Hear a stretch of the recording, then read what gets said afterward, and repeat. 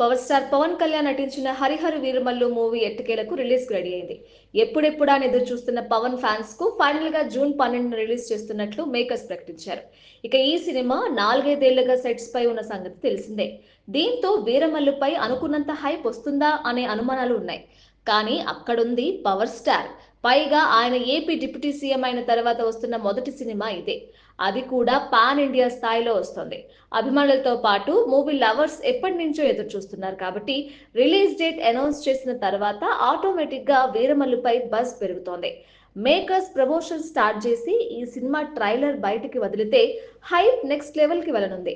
ఇక pre release event నిర్వహిస్తే 2 తెలుగు రాష్ట్రాలు షేక్ అవుతాయని చెప్పడంలో ఎలాంటి డౌట్స్ అక్కర్లేదు.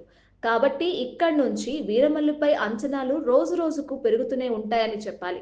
దీంతో ఈ ఎఫెక్ట్ మంచు విష్ణు కన్నప్పపై పడేలా కనిపిస్తోంది. హరిహర వీరమల్లు రిలీజ్ అయిన తర్వాత 2 వారాల్లోనే కన్నప్ప రిలీజ్ కు షెడ్యూల్ చేయబడింది.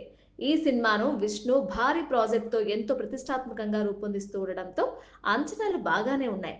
కానీ 2 వారాల్లోనే వీరమల్లు హవా థియేటర్ల దగ్గర తగ్గుతుందని చెప్పలేం.